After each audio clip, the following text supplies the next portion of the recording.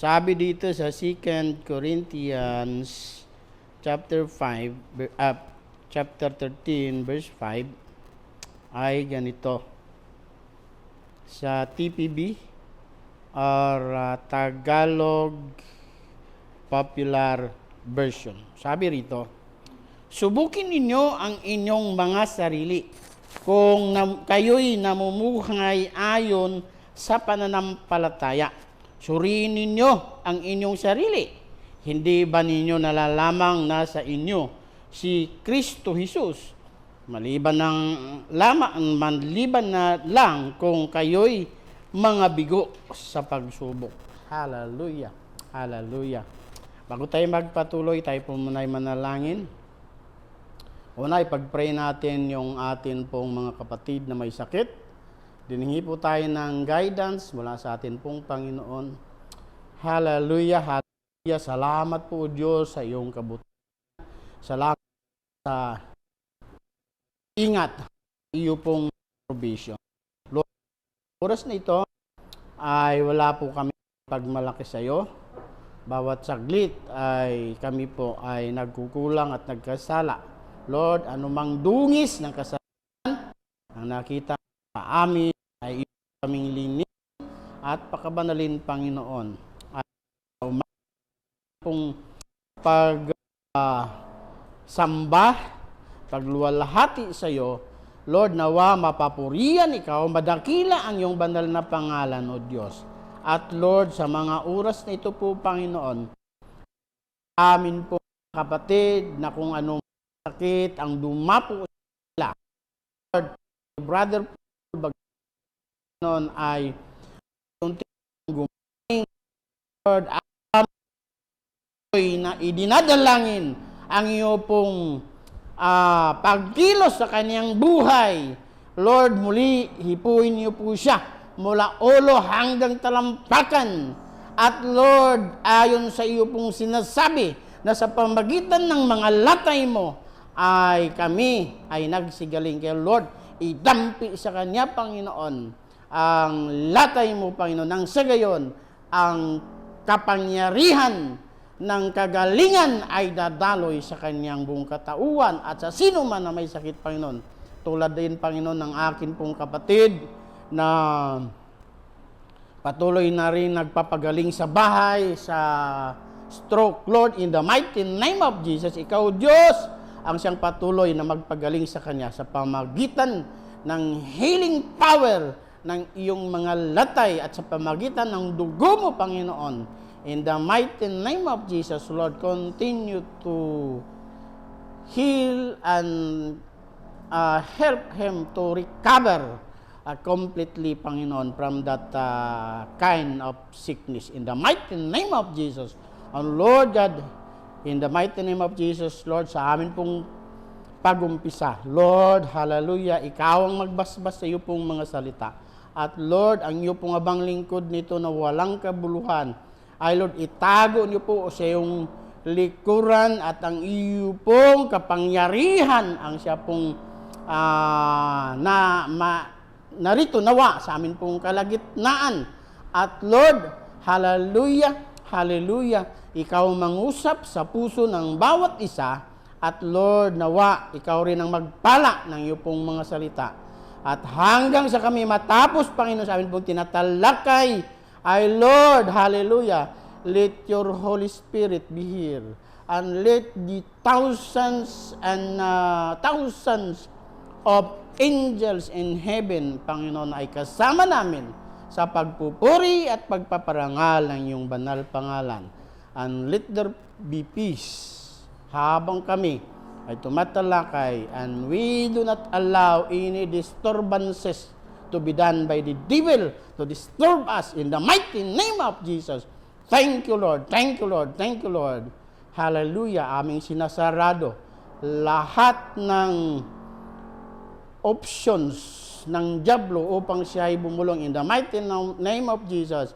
Every loopholes of the devil, we close all of them in the mighty name of Jesus. Thank you, Lord. Thank you, Lord, that your word will penetrate in this building right now from this moment hanggang ito po'y matapos. In the mighty name of Jesus, in the mighty name of Jesus, thank you, in Jesus' name.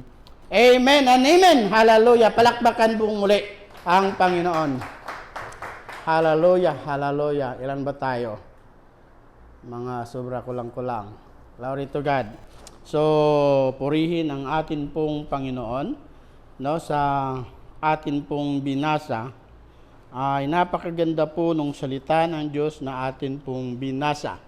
No? Sabi doon sa 5, subukin ninyo ang inyong mga sarili. Subukin. Ibig sabihin, atin pong suriin, atin pong tingnan kung tayo pa po ba ay namumuhay pa sa pananampalataya. O nasa right track pa ba tayo? O hindi ba tayo nalilihis na? Nandyan pa rin ba tayo sa sentro ng atin pong sa sentro ng kalooban ng Panginoon? O baka ang layo mo na pala? Halimbawa, yung contest ay marathon or racing from Pasay to Cubao. Nakinig po ba kayo? Halimbawa, yung marathon race, ang start ay sa Rotunda. Then ang finish line ay nandun po sa Farmers Cubao. Maring yung iba ay nasa Guadalupe na. Yung iba ay nasa Ayala pa lang. Yung iba ay halos kaumpisa lang nagtakbo kaya nandito lang sa Cabrera. Yung iba ay maaring nasa Ayala na. Yung iba ay nasa Camp Crame na.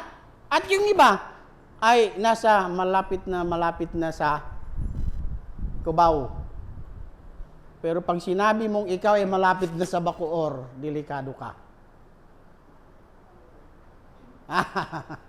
Bakit? Maaring siguradong ang takbo mo ay pabaliktad at wala ka sa right track. Hallelujah. So, ang sabi po dito, subukin ninyo ang inyong sarili. O mga sarili, kung kayo'y namumuhay ayon sa panampalataya. So, ang atin din pong pamumuhay ay atin pong suriin. Kumustahin natin. Kung sinasabi po dito na subukin, ibig sabihin, talagang ikaw mismo ang magsubok. Kung ano ng kalagayan. Kumusta na nga ba? Kumustahin nyo nga ang inyong mga sarili sa inyong pong pananampalataya. Si Kristo pa rin ba ang inyong pinaka-priority sa atin pong buhay o baka hindi na? Then the next sentence is this. Suriin ninyo ang inyong sarili. Susuriin. Nandun po yung pagsusuri. Nandun po yung pagsusuri sa sarili. Hindi ba, sabi dito sa next, tawag nito sa next sentence, ang sabi dito, hindi ba ninyo nalalamang na sa inyo si Kristo Jesus? So, ito po yung napaka-importante. Kung nasa inyo pa ba ang Panginoong Jesus?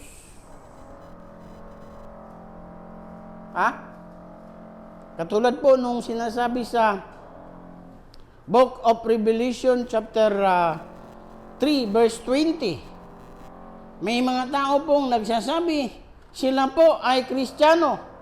Pero ang sabi po sa Revelation 3:20, ang sabi ng Panginoong Hesus, narito ako sa labas at dumutuktok.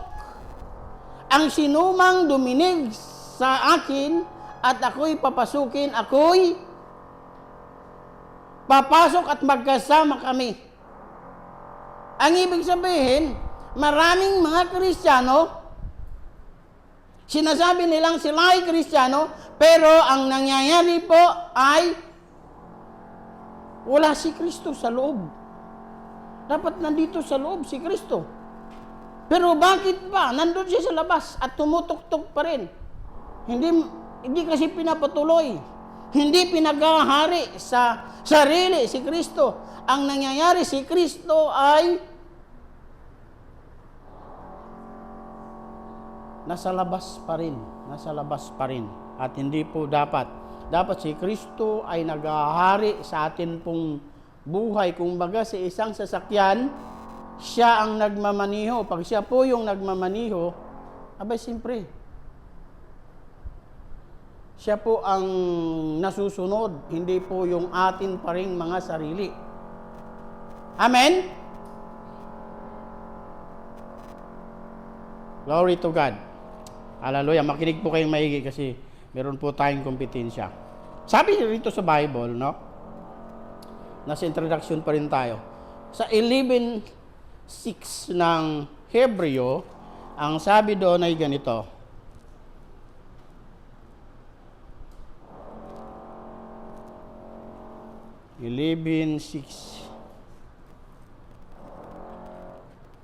Sabi sa Bible, nandyan na ba kayo?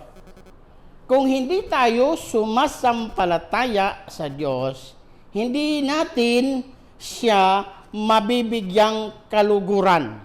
Sapagkat ang sinumang lumalapit sa Diyos ay dapat sumampalatayang may Diyos na nagbibigay ng gantimpala sa mga nananalig sa Kanya.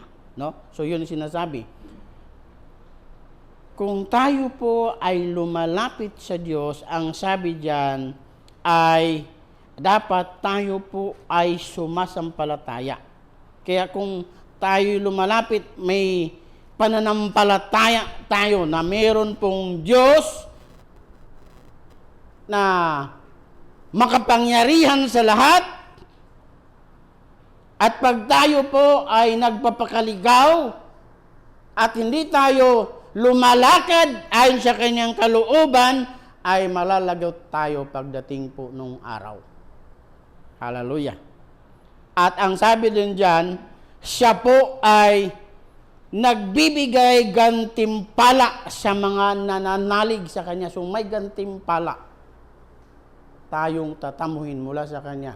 Ang mga walang pananampalataya at iniitsapwera, siya at ang Kanyang mga salita, pagdating ng araw, siguradong lagot sila. Kapatid, nandyan ka pa ba? Hallelujah. Ano ginagawa dito? Ba't isang buwan na? Hallelujah. Akala ko wala na ngayon. Ha? Kaya nga, inisip ko bakit ganun. Okay, patuloy tayo. Sabi dito sa John 4:23 and 24, sabi sa Bible ay ganito. Sa Juan 4:23-24. Sabi dito, subalit dumarating na ang panahon at ngayon na nga na ang mga tunay na sumasamba sa Ama ay sasamba sa Kanya sa Espiritu at sa katotohanan, sapagkat ganyan ang uri ng pagsambang kinalulugdan ng Diyos. So doon po kanina ang kinalulugdan niya ay yun pong sumasampalatayang may Diyos, yung lumalapit sa Diyos at nanampalatayang may Diyos. At ang sabi dito naman, ang sabi ay kinalulugdan ng Ama ang sumasamba sa Kanya sa Espiritu at katotohanan. Ha? Sa Espiritu at katotohanan. Ang Diyos ay Espiritu, kaya dapat siyang sambahin sa Espiritu at sa katotohanan. Hallelujah. Yun ang sinasabi. So pag tayo po ay naghahanap ng kaluguran mula sa ating Diyos, kailangan natin sambahin siya sa Espiritu at sa katotohanan. Pero tayo po ay lumalapit sa Diyos ng may pananampalataya. sumasampalataya tayong may Diyos. Amen? So, sa umagang ito ay ang pamagat ng mensahe ay tiyakin mong namumuhay ka ayon sa pananampalataya. Tiyakin mong namumuhay ka ayon sa pananampalataya. Tingnan mo yung katabi. Tingnan mo yung katabi. Sabihin mo, kapatid, tingnan mo kung namumuhay ka ayon sa pananampalataya. Hallelujah. Anong sagot? Atin pong tingnan, usuriin natin yung atin pong mga sarili kung tayo po ay namumuhay ayon sa pananampalataya. Hallelujah. Ako po ba'y namumuhay pa ayon sa pananampalataya? Search. This is about searching yourself or trying yourself, no? Hallelujah. I-search o subukin ang sarili. I-search o subukin natin ang ating sarili. Pag sinasabi pong sini-search, ay binubulay-bulay mo yung iyong sarili. Nagninilay-nilay ka. Tama pa ba yung aking mga ginagawa? Yun bang aking mga ginagawa ay umaayon pa ba sa isang ginagawa ng mananampalataya? Ang akin bang ginagawa ay tama ba? O baka may tama na? O baka malayong-malayo na? O baka nahulog ka na pala sa bangin, nadun ka na sa bangin? O papahulog ka pa lang sa bangin? O baka nag-iiba ka na ng lakad? So yan po yung pagsusuri sa sarili. Tinitingnan mo. Sinusuri mo kung ang iyong mga ginagawa ay naaayon pa ba sa pananampalataya. Amin ba? Hallelujah. Sabi po sa Bible, sa 139 verse 23 and 24 ng Psalm, ito po ang una nating gagawin o tandaan, no? Pag tayo po ay tinitiyak natin ang ating sarili kung ay namumuhay pa ayon sa pananampalataya, meron tayong tatlong bagay na dapat pakatandaan. Tatlong bagay na dapat pakatandaan natin sa pagtiyak sa ating sarili kung tayo po ba ay namumuhay pa ayon sa pananampalataya. Number 1, Psalm 139 verse 20-24. Ito po ay patungkol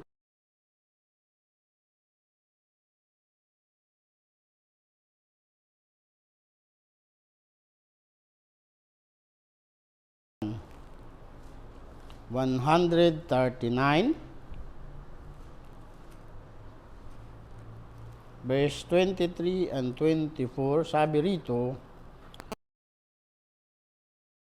ako'y siyasatin, alamin ang aking isip, subukin mo ako ngayon kung ano ang aking nais.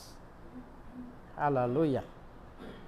Sabi doon uli sa 23, O Diyos, ako'y siyasatin, alamin ang aking isip, subukin mo ako ngayon kung ano ang aking nais. Bakit ganyan ang sinasabi ni David sa kanya pong panulat sa Book of Psalms? No?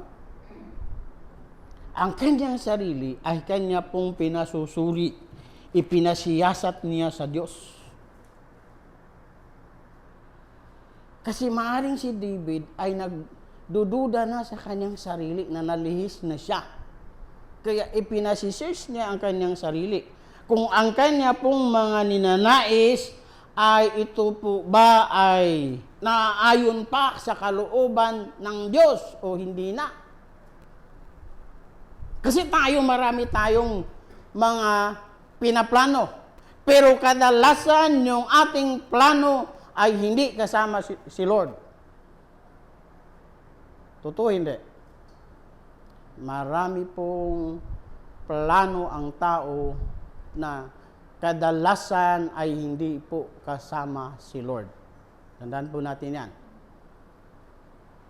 Kaya may sinasabi po si Jeremias na bantayan ang inyong puso. Kung hindi ko nagkamali, saan ba yun? 1917 yata ng Jeremias. So, marami tayong ginagawa na hindi natin isinasama si Lord. Sa makatuwid, marami tayong pinaplano na hindi nakalulugod kay Lord. Hindi nakalulugod kay Lord. Kaya dito, si David, pinasi-search niya yung kanyang sarili. Ang kanyang isip, no? Sa kanyang isip. At ikalawa, pinasusubok niya yung kanyang sarili kung ano ang kanyang nais. Kasi nga, baka nalihis na. Diba? Kaya, sabi doon sa Proverbs 3:5 and 6. Ano sabi sa 3:5 and 6 ng Proverbs? Trust in the Lord, lean not on your own understanding. Trust in the Lord and lean not on your own understanding. Sa 6 ay, ang sabi doon, sa lahat ng bagay, siya ay sangguniin. Ang ibig sabihin, sa lahat ng pinaplano mo, siya ay sangguniin. Isama mo siya. Magdepende ka sa kanya. Kung ayaw niya, dahil alam niyang mapapasama ka, huwag kang tumuloy, huwag matigas ang ulo. Kasi sa tao, likas matigas ang ulo. Puin niyo nga ulo niyo. Malambot, matigas. O sabi ko na nga eh. Likas sa tao, matigas ang ulo. Meron niya isang bata eh. Sabi ng tatay, ang tigas ng ulo mo. Hipo nung anak yung kanyang ulo. Matigas nga. Bakit tayo? Pusit ba ako? Kasi yung pusit malambot ng ulo, di ba? Tanong niya, bakit tayo? Pusit ba ako? Kasi alam niya, matigas talaga ulo niya. So, hallelujah. Sangguniin. Ang sinasabi pong pagsangguni ay tinatanong mo siya kung, Lord, ito ba yung kalooban mo? Yung ginagawa ko bang ito? Yung gagawin ko bang ito? Yung plano ko bang ito? Ay ito din po ba ang gusto niyong gawin ko? Kaya pag sinasabi niyang wag yan, kasi mangungusap si Lord sa puso mo eh. Pag sinasabing wag yan, mapapahama ka dyan, wag kang tumuloy. Wag nga maging matigas ang ulo para hindi ka mapahamak. Kaya isasangguni natin yan. Tama? Isangguni. Sumangguni tayo sa atin pong Panginoon. I-search natin ang ating sarili. Ang sabi dito sa Jeremias 17:10, ang sabi niya ay,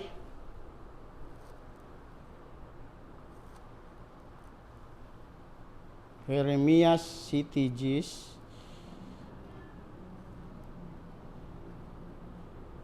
Jeremias, saan ka na ba? Ito. 17 Gs. Sabi dito, akong si Yahweh ang sumisiyasat sa isip at sumasaliksik sa puso ng mga tao.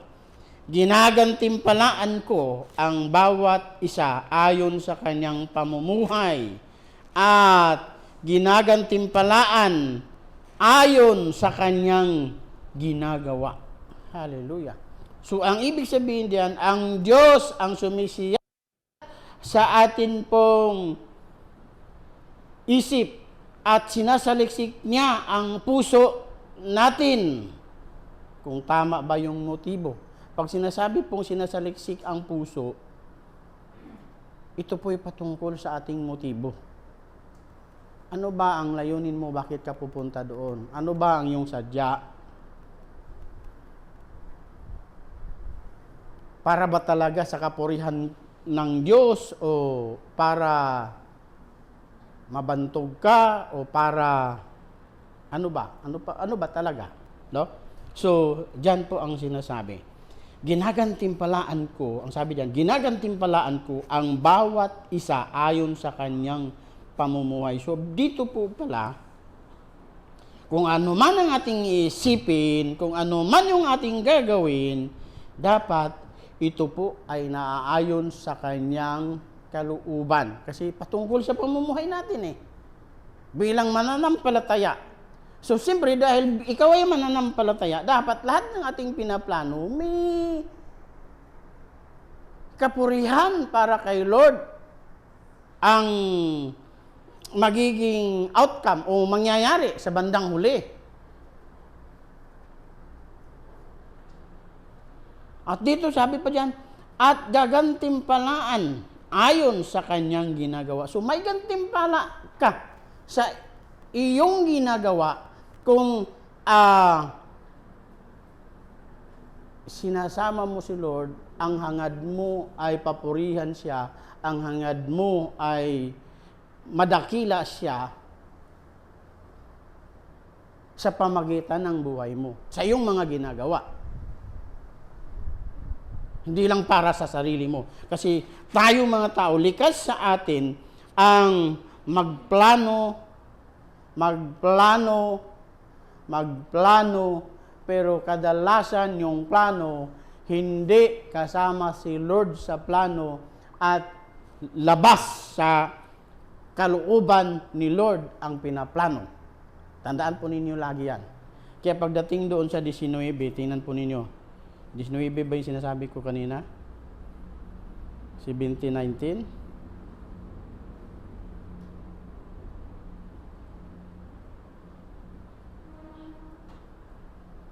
Parang hindi. Ang sinasabi po doon ay bantayan ang inyong puso. Dahil ang puso natin ay mandaraya. Hindi ko maalala yung verse.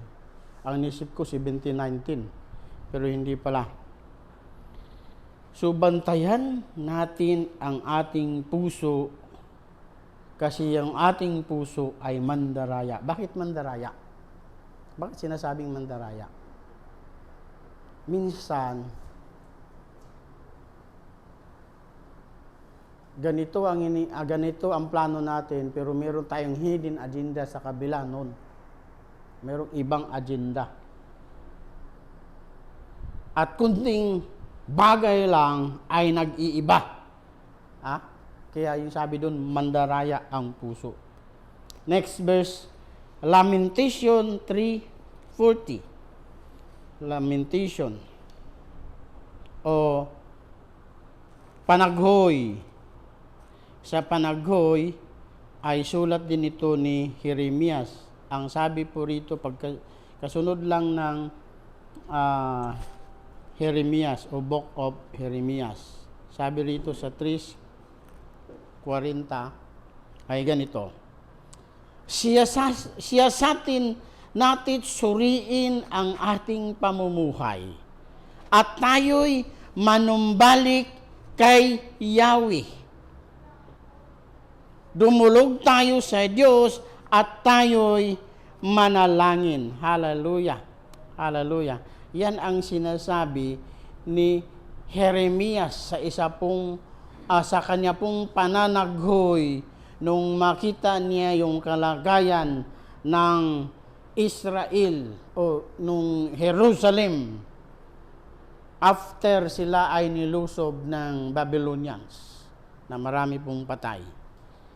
Ang sabi niya uli, siyasatin natin suriin ang ating pamumuhay at tayo'y manumbalik kay Yahweh. Manumbalik.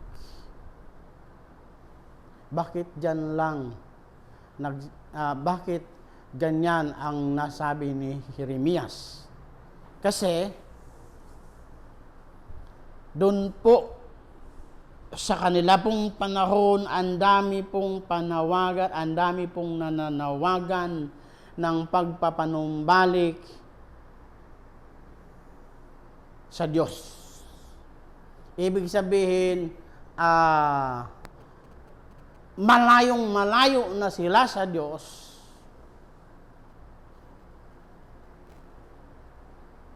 Na ang kanila pong kaisipan ay natutok na doon sa mga Diyos-Diyosan at kaya humantong sa kaparusahan ang sinapit nila dahil sa kanilang pagpapakatigas ng ulo.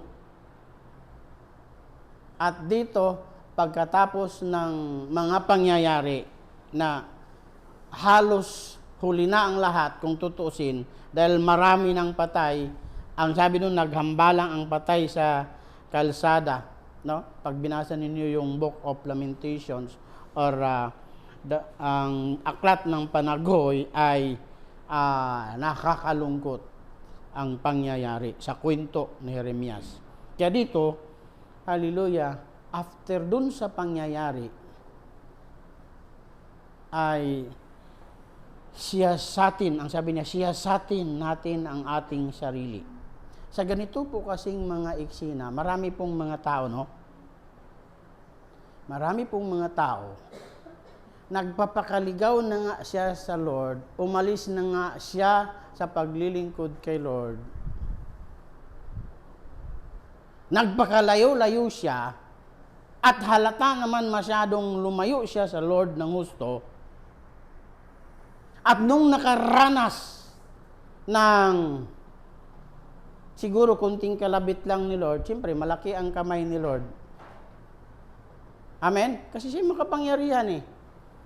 Ikaw, pagka kinalabit ka,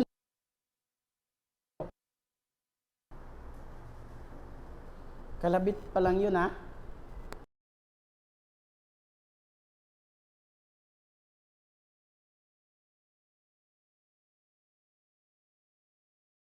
Kung pinitik sila ni Lord, grabe, sa ibang planeta yung talsik nila.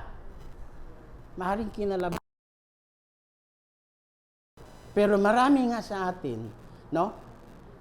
Nagpapakaligaw ng husto, lumayo kay Lord, tapos nung nakaranas ng kalabit ni Lord, imbis na manumbalik kay Lord, suriin ang sarili, ang ginagawa pa, lalo pang sinisisi si Lord. At malakas pa ang loob na magsalita. Lord, naglilingkod naman ako sa iyo ng tapat ah. Hoy. Kulang na lang, buti na lang hindi si Lord ganun ano. Hoy, tingnan mo muna ang sarili mo. Huwag kang magmamalaki sa akin ng ganyan. Buti hindi ganyan si Lord magsalita no. Pero yun na nga, marami pong nakaranas ng kalabit ni Lord dahil lumihis na siya ng husto at imbis na magpakumbaba kay Lord at magsisi, sinisi pa si Lord ng nangyayari sa kanya. Kaya kung minsan ang tao hindi marunong magsuri sa sarili. Kasi bakit? Ang tao laging one-sided sa kanyang tamang ginagawa. Hindi niya tinitingnan yung mali niyang ginagawa. Yung tamang ginagawa niya ang tinitingnan niya lagi. Tandaan niyo yan. Kaya inisip niya, tama siya sa harapan ni Lord. Pero si Lord nga dito ang magsusuri, hindi ikaw eh. Di ba sabi doon si Jeremias kanina? Si Lord ang nakasusuri sa atin. Kahit sabihin mong tama lahat ng ginagawa mo sa iyong assessment, si Lord ang mag-a-assist. Si Lord ang mag-sisiyasat sa iyo kung tama ang ginagawa mo. Hindi ikaw.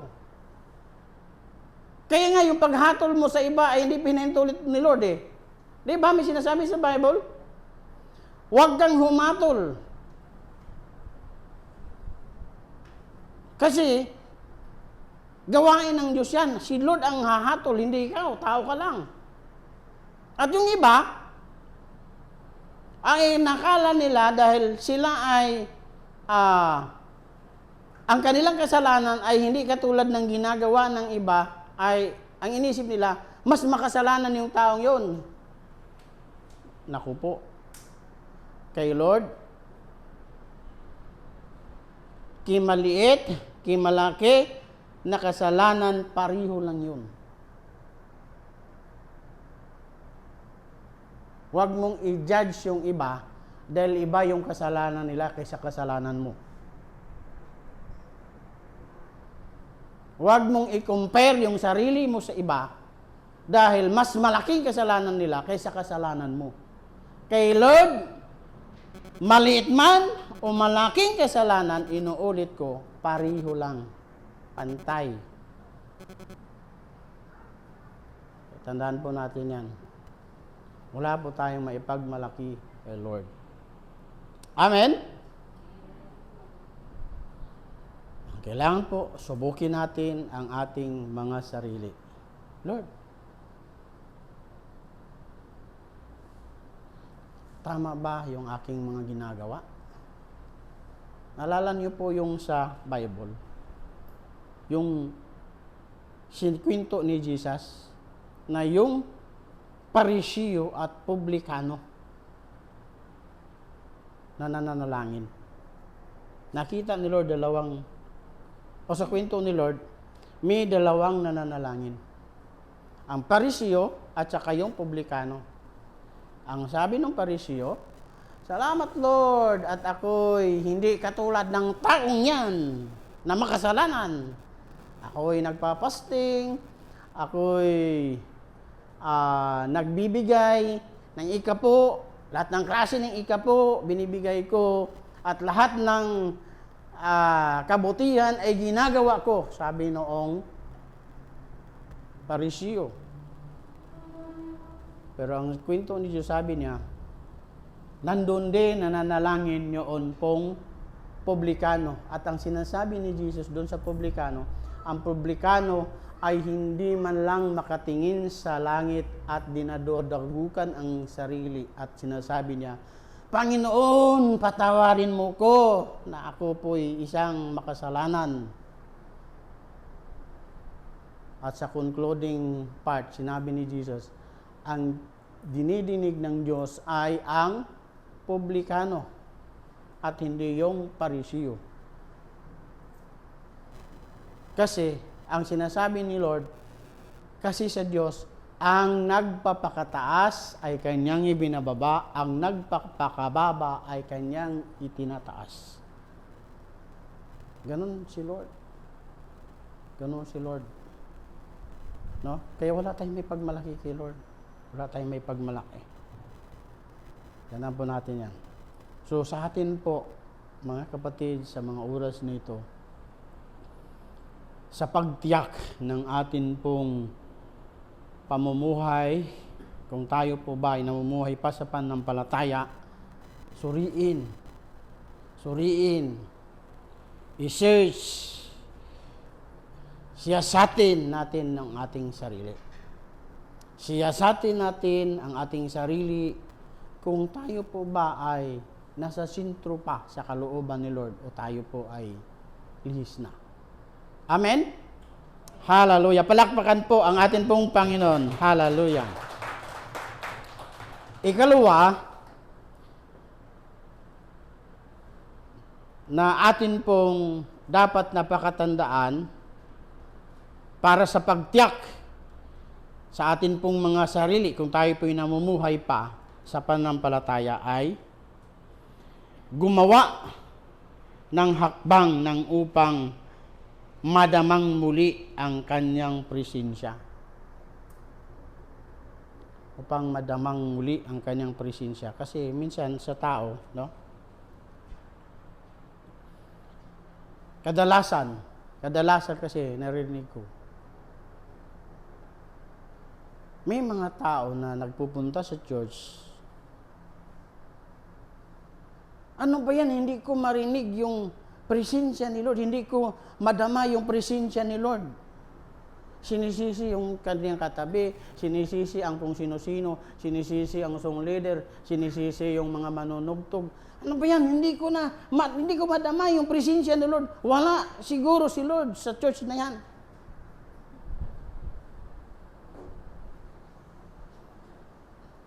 Mali. Ang pinakadapat na atin pong ginawa ay gumawa tayo. Tayo mismo ang gumawa ng hakbang ng upang madamang muli ang kanyang presensya. Una, kung ginawa natin yung pagsuri sa ating sarili, siguro nalaman natin. At dito, sa paggawa ng mga hakbang upang madamang muli ang kanyang presensya ay tingnan po natin yung sinasabi sa Psalm 51 verse 3 and 4. Ito po yung dapat natin gawin sa atin pong paggawa ng hakbang, no? Awit 51, 3 at 4.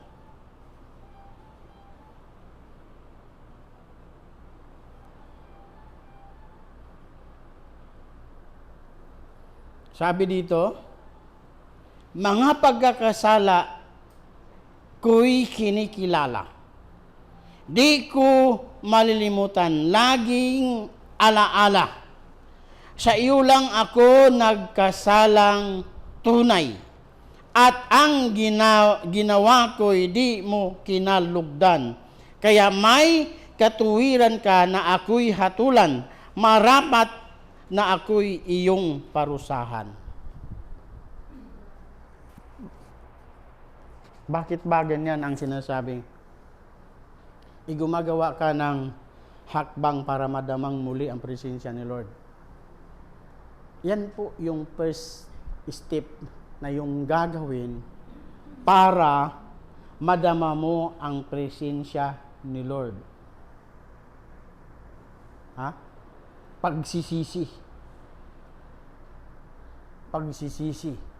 Pag-amin na ikaw ay makasalanan.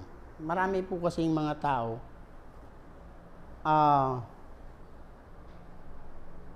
ewan ko ba bakit may mga tao talaga na napakahirap sa kanila ang magpakumbaba at humingi ng tawad sa Diyos.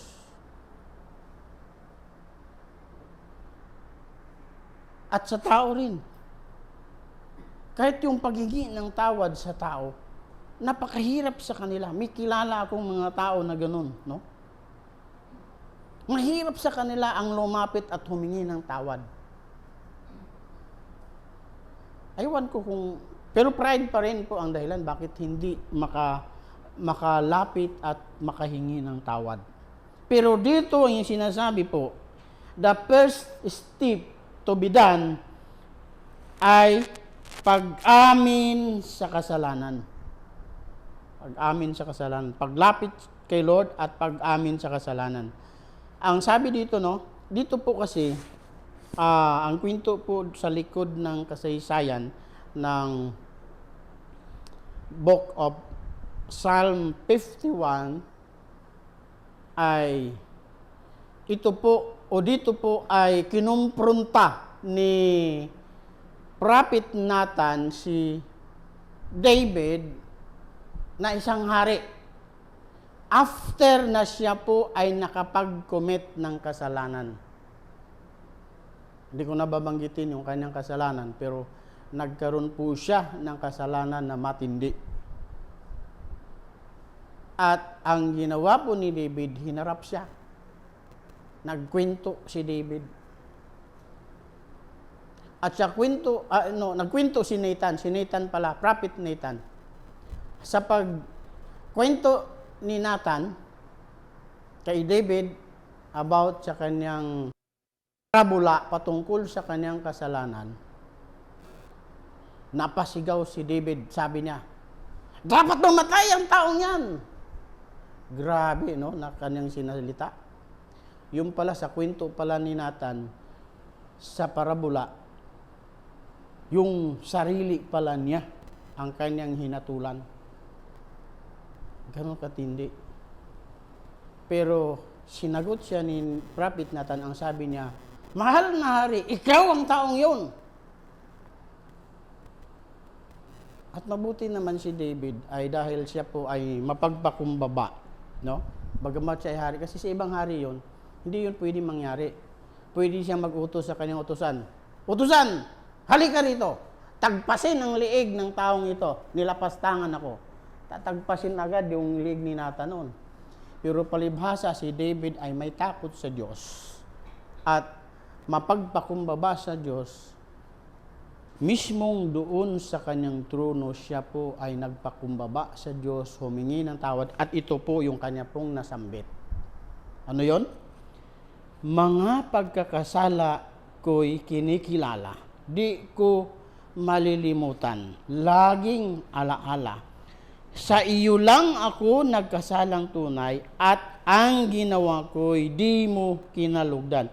Kaya may katuwiran ka na ako'y hatulan, marapat na ako'y iyong parusahan. Ayan, no? Si David, after confrontation of Nathan, ay nagpakumbaba siya kay Lord at humingi po ng tawad sa Diyos. Humingi siya ng tawad sa Diyos, ora mismo. Humingi siya ng tawad at naglulupasay sa Diyos. Pero bakit, no, yung marami nga sa atin na tao, hindi makahingi, hindi magpapakumbaba kay Lord at humingi ng tawad. Hallelujah. Ito po ang una po nating dapat na gawin. Kung hindi mo na madama ang presensya ni Lord, huwag mong sisihin ang sinuman na nasa iyong paligid. Unang-una, ikaw ang magsuri sa iyong sarili. Surihin mo ang iyong sarili. Subukin mo ang iyong sarili. Siyasatin mo ang iyong sarili. Ikalawa, gumawa ng hakbang ng ng madamang muli ang kanyang presensya. And the first step ay pag-amin sa kasalanan. Maring meron kang kasalanan na hindi mo na malaya, nagkasala ka pala.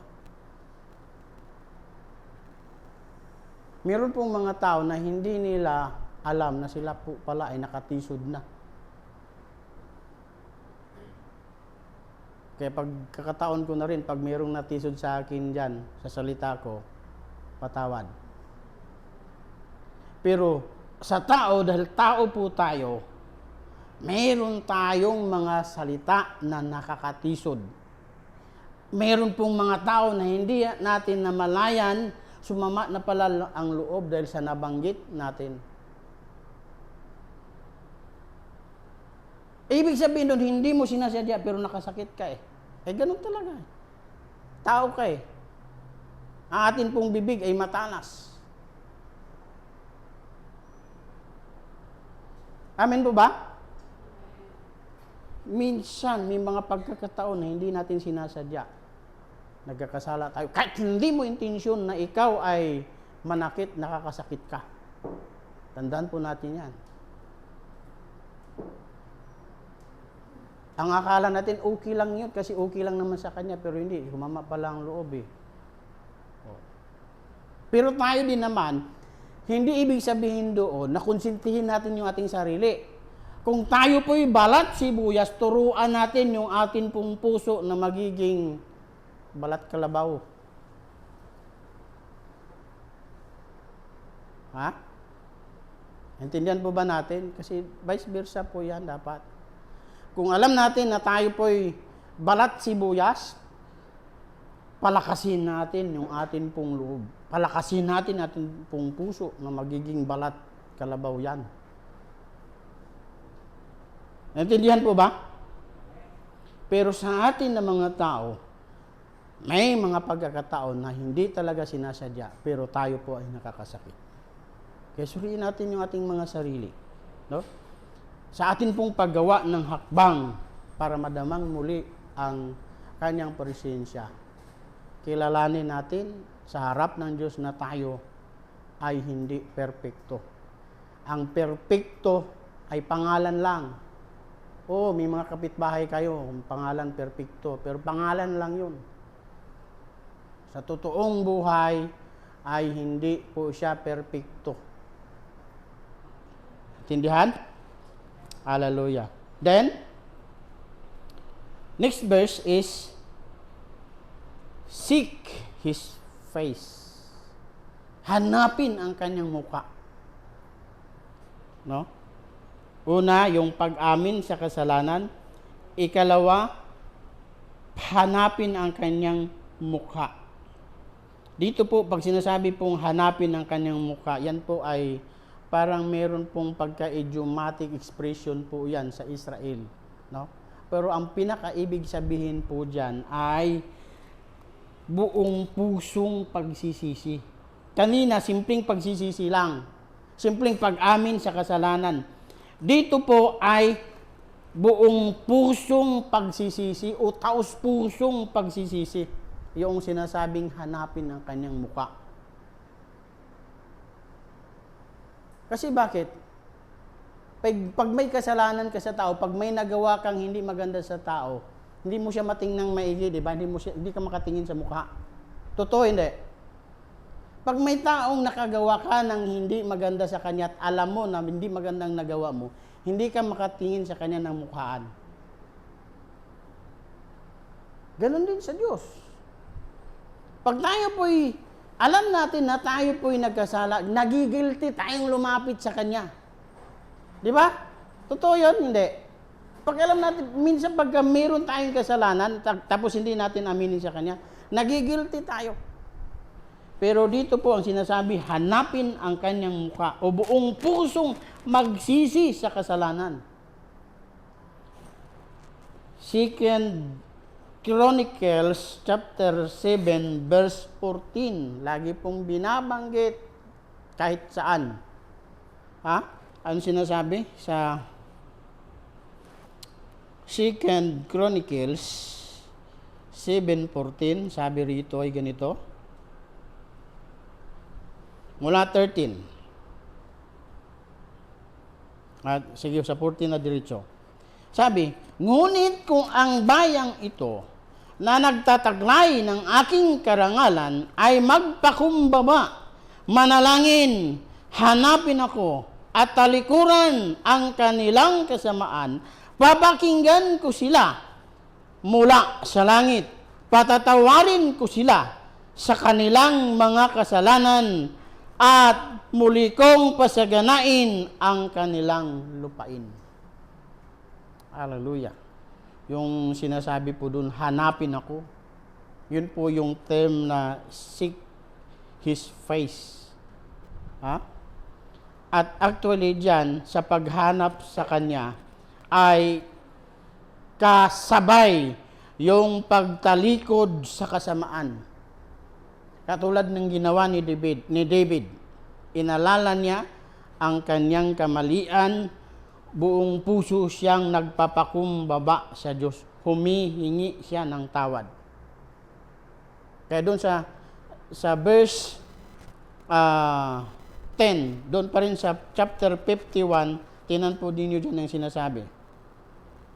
Sa 51:10, sabi doon ay ganito, isang pusong tapat sa aki likhain, bigyan mo o Diyos ng bagong damdamin. Bagong damdamin. Bakit bagong damdamin?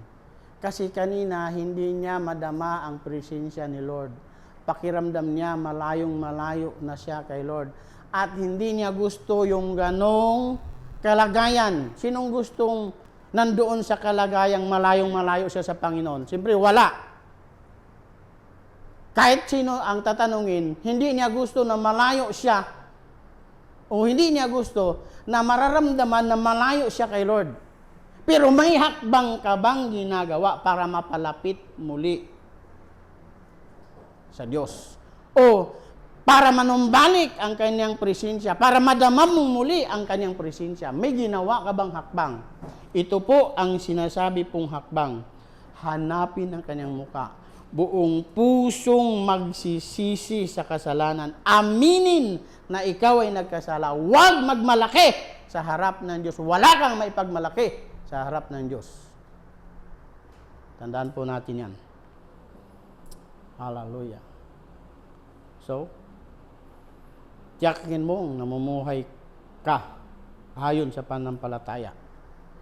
I-search siya sa atin ang iyong sarili. Gumawa ng hakbang ng upang maramdamang muli ang kanyang presensya. Ikatlo, hallelujah. Kawikaan 28:13. Kawikaan 28:13. Sabi rito, sa Kawikaan 28:13. Sabi diyan, ang nagkukubli ng kanyang sala ay hindi mapapabuti. Ngunit kahahabagan ng Diyos ang nagbabalik loob at nagsisisi. Kaya ikatlo, no? Yung kanina ay suriin o siyasatin ang sarili. Ikalawa, gumawa ng hakbang para maramdamang muli ang kanyang presensya. Ikatlo, manumbalik o magbalik loob sa Diyos at sundin ang kanyang kalooban. Magbalik loob sa Diyos at sundin ang kanyang kalooban. Ito po yung ikatlo nating dapat na pakatandaan at gawin din. No? Sabi diyan, ang nagkukubli ng kanyang sala ay hindi mapapabuti. Tayo kasi na mga tao, pwede natin pagtakpan ang ating sarili. Madali lang yan. Gagawa ng ibang kabutihan, natatakpan na yung isang kasalanan. Pero sa mata ng Diyos, kahit anong klaseng takip ang gagawin mo, kung hindi yan dugo ni Kristo ang tumakip, ay wala pong mangyayari. Bakit? Ang kasalanan ay kasalanan pa rin sa paningin ng Panginoon. Gaano man yan kalaki o kaliit. Kahit tinakpan mo yan ng kung ano-ano, si Lord ay nakakakita, nakakatalos ng lahat ng bagay. At walang naitatago sa Kanya. Tandaan po natin yan. Kaya dito sinasabi, ang nagkukubli ng sala ay hindi mapapabuti. Ngunit, kahahabagan ng Diyos ang nagbabalik loob at nagsisisi. Yung nagbabalik loob lang sa Diyos at nagsisisi ang kanyang, hallelujah, ginawang mabuti. Ang kanyang ginawang malinis. Pag hindi ka lalapit kay Lord at magsisi, magpahugas ng kanyang dugo, ay hindi ka mapapabuti sa paningin ng Panginoon. Sabi sa 1 John 1:9. Ang sabi sa 1 John 1:9?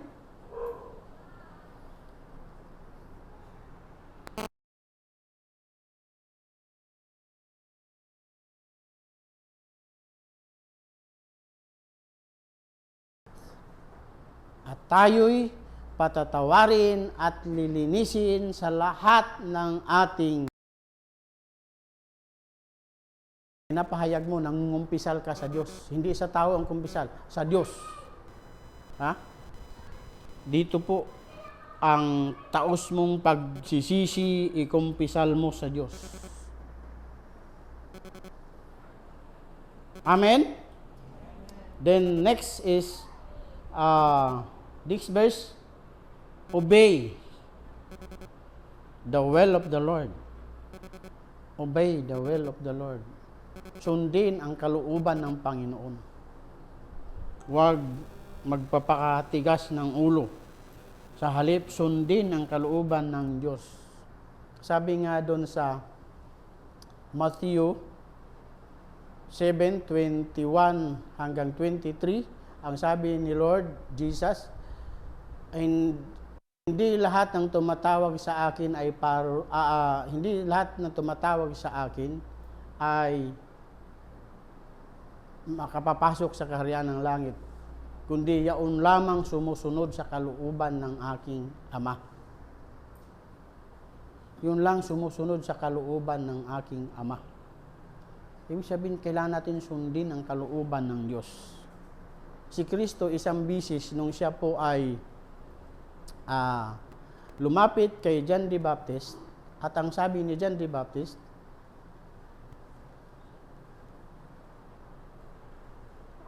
Guro, di ba ako ang dapat na lumapit sa iyo at magpabautismo? Ngayon nandito ka sa akin para magpabautismo. Ang sabi ni Jesus, hayaan mo na ito'y mangyari ngayon dahil ito ang kalooban ng Diyos. Ibig sabihin, si Jesus mismo ay sumusunod siya sa kalooban ng Diyos. Kung si Jesus mismo ay sumusunod sa kalooban ng Diyos, sino ba tayo para sumuway? Sino ba tayo para hindi sumunod? Ano ba ang kalooban ng Diyos? Ang kalooban ng Diyos para tayo ay maligtas ay kailangan nating pananampalatayanan si Kristong kanyang ipinadala para tayo ay mapatawad. Ang ibig sabihin diyan, lahat tayo ay wala pong magagawa para iligtas ang ating sarili. Lahat tayo. Wala po tayong pwedeng gawing remedyo para tayo ay walang sala. Pero ang Diyos ay mayroon pong inihanda. Sino? Si Kristo.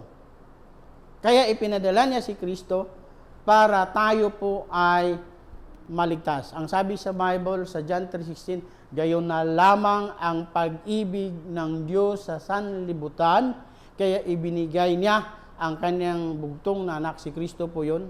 At ang sino mang sumampalataya sa kanya ay hindi mapahamak. Ang kapahamakang binanggit po dyan ay kapahamakan sa impyerno.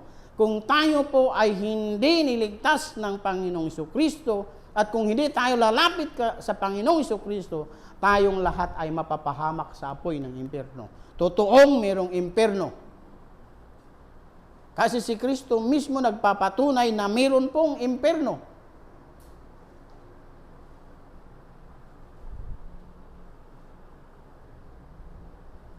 Lahat tayo ay mapapahamak. Pero ang sabi doon sa mga sumasampalataya ay sila'y magkaroon ng buhay na walang hanggan. Buhay na walang hanggan. Magkaroon ng buhay na walang hanggan. So yung atin pong basihan sa pananampalataya ay through grace pa rin. Sa pamagitan pa rin ng grasya. Grasya ni Lord yan. Ang sa John 3:16, ang binabanggit dyan ay grasya ni Lord. Hindi natin mailigtas ang ating sarili sa pamagitan ng ating sariling kayod, sariling gawa. Ang gawa lang ni Kristo. At wala nang ibang pangalan, sabi sa Bible, Acts 4:12. Wala nang ibang pangalan na ibinigay sa silong ng langit para sa kaligtasan ng tao, ang pangalang Hesukristo lamang. Maraming iba pumupunta sa ibang pangalan. Hindi yun makapagliligtas sa kanila. Ang sinasabi sa Bible, pangalang Jesus lang ang ibinigay sa atin para tayo po ay makalapit at sumampalataya at lang tayo po ay magkaroon ng kaligtasan. Amen? Amen po ba? Akala ko kayo tulog na. Okay. Sa Episo 2:8 hanggang 10, yan po ang pinatunayan dyan. Na tayo po ay sa grasya naliligtas, hindi po sa pamagitan ng ating mga gawa.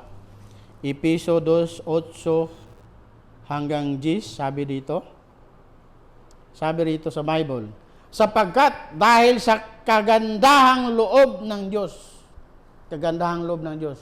through Christ po yan. Through Christ, pinadala ni si Kristo, siya po yung grasya natin. Ipinadala si Kristo. Kayo ay naligtas sa pamagitan ng pananampalataya at ang kaligtasang ito'y kaloob ng Diyos at hindi sa pamagitan ng inyong sarili. Hindi ito bunga ng inyong mga gawa, kaya't walang dapat ipagmalaki ang sinuman dito. Walang dapat ipagmalaki ang sinuman.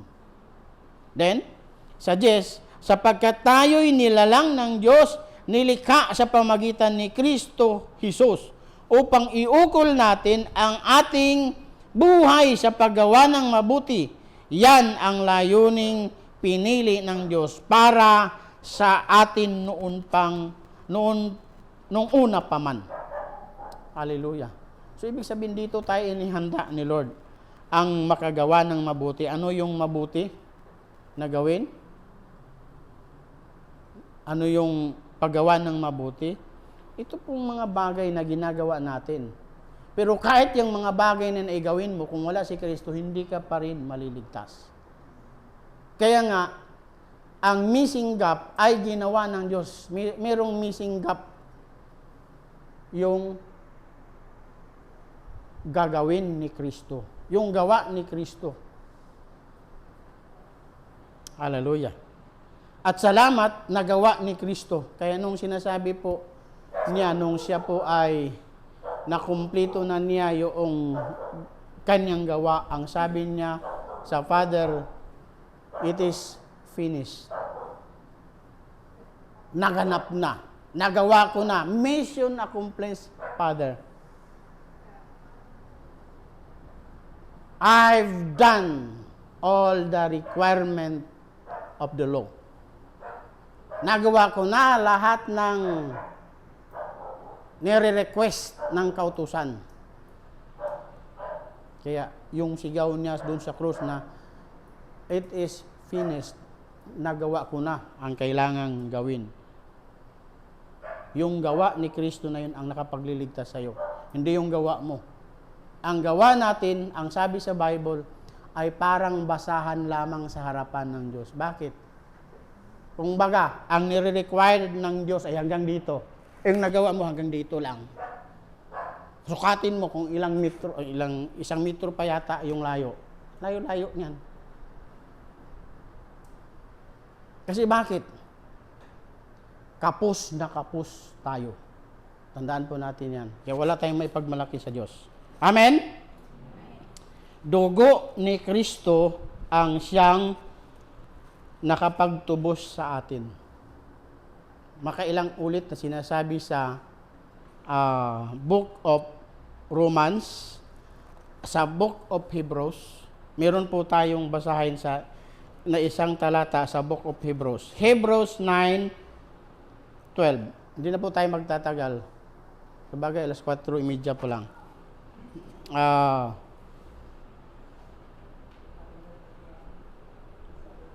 Hebrews 9:14. Kasi meron pa tayong 9:12 pala, sorry.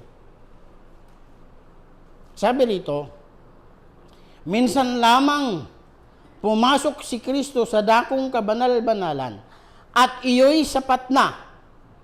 Hindi dugo ng mga kambing at guya ang kanyang inihandog, kundi ang kanyang sarili o ang sarili niyang dugo para mapatawad tayo sa ating mga kasalanan magpakailanman. Ulitin ko, kundi ang sarili niyang dugo para mapatawad tayo sa ating mga kasalanan magpakailanman. Dugo ni Kristo ang nakapagpapatawad sa atin. Hindi po ang anuman. No? Hindi po gawa ang tinutukoy po dyan. Wala pong magagawa tayo. O hindi sasapat ang ating mga gawa. Ang layo-layo pa nung gawa natin. No? Pero, after na tayo po ay nanampalataya sa Panginoong Kristo, ay the next is live a holy life. Mamuhay ng may kabanalan. That is the next. At ito pong pamumuhay natin ng kabanalan, ito po ay isa sa atin pong mabubuting gawa. But still, that is not enough. If Christ is not in you.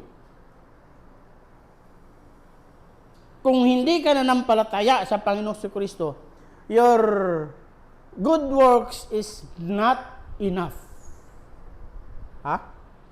Pero after natin tinanggap si Kristo, live a holy life. 1 Peter 1:16. 1 Peter 1:16.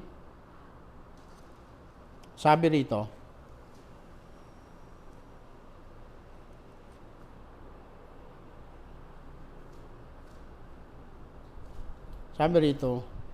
sa 15. Dahil ang Diyos na pumili sa inyo ay banal, dapat din kayong magpakabanal sa lahat ng inyong ginagawa.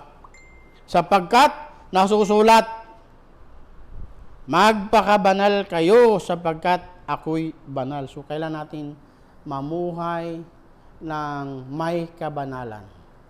Pagsikapan na tayo po'y mamuhay ng may kabanalan.